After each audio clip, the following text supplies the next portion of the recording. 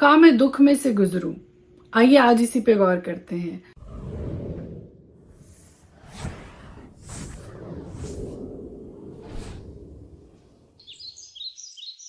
خدائے قدوس کے زندہ جلالی بابرکت پرفضل نام میں ایک بار پھر آپ کو سلام. میرا نام ایسٹر ہارون ہے اور ہر روز خدا کا زندہ پرفضل جلالی بابرکت کلام لے کر آپ کے سامنے آتی ہوں. ہم مل کر خدا کے پاک کلام کی تلاوت کرتے ہیں. خدا کے پاک کلام میں سے جو تھاٹ، جو خیال آج آپ کے ساتھ بانٹنے کو ہوں، انتہائی بابرکت ہے.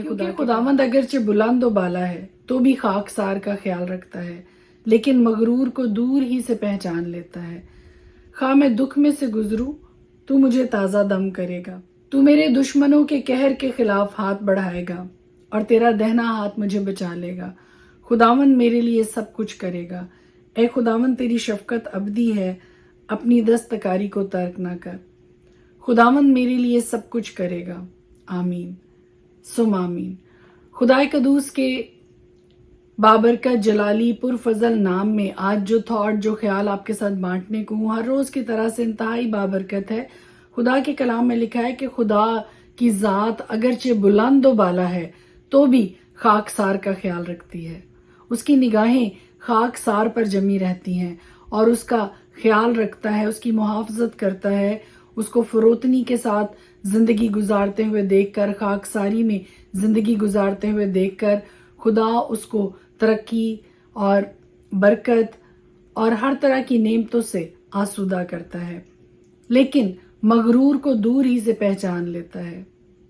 خدا کے پاک کلام میں لکھا ہے کہ خدا مغروروں کا مقابلہ کرتا ہے.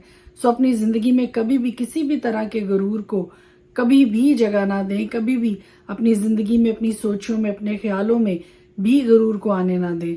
خدا کے کلام میں لکھا ہے کہ خواہ میں دکھ میں سے گزروں تو مجھے تازہ دم کرے گا. اور جیسے داؤد بڑا خوبصورت زبور بیان کرتا ہے کہ خواہ موت کے سایہ کی وادی میں سے میرا گزر ہو، میں کسی بلا سے نہیں ڈروں گا کیونکہ تو میرے ساتھ. اور بالکل اسی طرح سے یہاں پر بھی زبور نویس یہ کہتا ہے کہ خواہ میں دکھ میں سے گزروں تو مجھے تازہ دم کرے گا. تو میرے دشمنوں کے قہر کے خلاف ہاتھ بڑھائے گا اور تیرا دہنا ہاتھ مجھے بچا لے گا. اور پھر انتہائی بابرکت، انتہائی پاورفل ورس ہے، ورس نمبر 8، زبور 138 اور اس کی ورس نمبر 8 ہے، خداوند میرے لیے سب کچھ کرے گا. جی ہاں جی میرے عزیزو، اپنا توکل، اپنا بھروسہ، جیسا کہ پہلے بھی کئی بار میں یہ ویڈیوز میں بار بار کرا چکی ہوں، میں یہ بتا چکی ہوں کہ اپنا توکل خدا کی ذات پہ رکھیں اور یہ امید رکھیں، یہ وشواس رکھیں، یہ ایمان رکھیں کہ خداوند ہی میرے لیے سب کچھ کرے گا. اور جب آپ کا ایمان خدا کی ذات پر یہ سوچ کر ہوگا کہ خداوند میرے لیے سب کچھ کرے گا، تو وہ زندہ خدا، وہ یہوہ خدا، وہ عظیم خدا، وہ یقیناً آپ کے لیے سب کچھ کرے گا. May God bless you. خداوند آپ کے ساتھ ہو. آج کا سارا دن اپنا ایمان خدا کی ذات پہ ٹکائے رکھیں، اپنی آنکھیں خدا کی ذات پہ لگائے رکھیں. وہی ہماری کمک ہے، وہی ہماری مدد ہے، وہی ہمارا اونچا برج ہے، وہی ہمارے چھپنے کی جگہ ہے، وہی ہماری مضبوط چٹان ہے. May God bless you. آمین. خدا کے پاک کلام میں سے آج ہم دیکھیں گے زبور 136. خداوند کا شکر کرو کیونکہ وہ بھلا ہے، کہ اس کی شفقت ابدی ہے. الہوں کے خدا کا شکر کرو کہ اس کی شفقت ابدی ہے. مالکوں کے مالک کا شکر کرو کہ اس کی شفقت ابدی ہے. اسی کا جو اکیلا بڑے بڑے عجیب کام کرتا ہے کہ اس کی شفقت ابدی ہے. اسی کا جس نے دانائی سے آسمان بنایا کہ اس کی شفقت ابدی ہے. اسی کا جس نے زمین کو پانی پر پھیلایا کہ اس کی شفقت ابدی ہے. اسی کا جس نے بڑے بڑے نیر بنائے کہ اس کی شفقت ابدی ہے. دن کو حکومت کرنے کے لیے آفتاب کہ اس کی شفقت ابدی ہے. رات کو حکومت کرنے کے لیے مہتاب اور ستارے کہ اس کی شفقت ابدی ہے. اسی کا جس نے مصر کے پہلوٹوں کو مارا کہ اس کی شفقت ابدی ہے اور اسرائیل کو ان میں سے نکال لایا کہ اس کی شفقت ابدی ہے.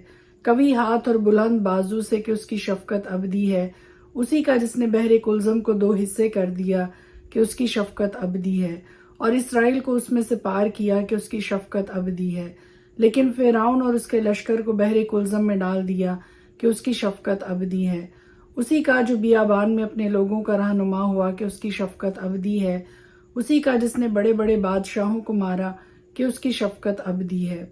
اور نامور بادشاہوں کو قتل کیا کہ اس کی شفقت ابدی ہے، اموریوں کے بادشاہ سیون کو کہ اس کی شفقت ابدی ہے، اور بسن کے بادشاہ اوج کو کہ اس کی شفقت ابدی ہے، اور ان کی زمین میراث کر دی کہ اس کی شفقت ابدی ہے، یعنی اپنے بندہ اسرائیل کی میراث کہ اس کی شفقت ابدی ہے، جس نے ہماری پستی میں ہم کو یاد کیا کہ اس کی شفقت ابدی ہے، اور ہمارے مخالفوں سے ہم کو چھڑایا کہ اس کی شفقت ابدی ہے، جو سب بشر کو روزی دیتا ہے کہ اس کی شفقت ابدی ہے، آسمان کے خدا کا شکر کرو کہ اس کی شفقت ابدی ہے۔ زبور 137۔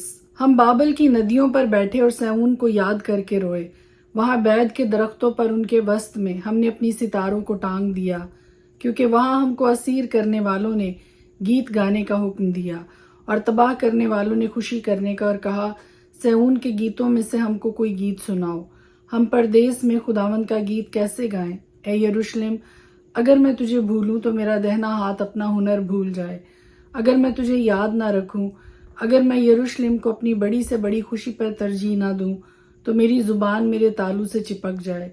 اے خداوند، یروشلم کے دن کو بنی ادوم کے خلاف یاد کر، جو کہتے تھے اسے ڈھا دو، اسے بنیاد تک ڈھا دو۔ کی بیٹی جو ہلاک ہونے والی ہے، وہ مبارک ہوگا جو تجھے اس سلوک کا جو تو نے ہم سے کیا بدلہ دے، وہ مبارک ہوگا جو تیرے بچوں کو لے کر چٹان پر پٹک دے۔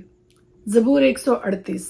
میں پورے دل سے تیرا شکر کروں گا، معبودوں کے سامنے تیری مدح سرائی کروں گا، میں تیری مقدس ہیکل کی طرف رخ کر کے سجدہ کروں گا، اور تیری شفقت اور سچائی کی خاطر تیرے نام کا شکر کروں گا، کیونکہ تو نے اپنے کلام کو اپنے ہر نام سے زیادہ عظمت دی ہے۔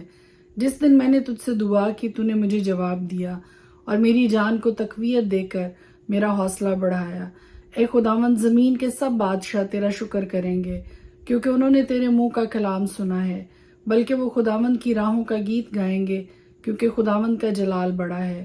کیونکہ خداوند اگرچہ بلند و بالا ہے تو بھی خاکسار کا خیال رکھتا ہے، لیکن مغرور کو دور ہی سے پہچان لیتا ہے۔ خواہ میں دکھ میں سے گزروں تو مجھے تازہ دم کرے گا، دشمنوں کے قہر کے خلاف ہاتھ بڑھائے گا، اور تیرا دہنا ہاتھ مجھے بچا لے گا۔ خداوند میرے لیے سب کچھ کرے گا۔ اے خداوند، تیری شفقت ابدی ہے، اپنی دستکاری کو ترک نہ کر۔ خدا کے پاک کلام کے پڑھے اور سنے جانے پر اس کی خاص برکت ہو۔ خدا کا شکر ہو۔ آمین۔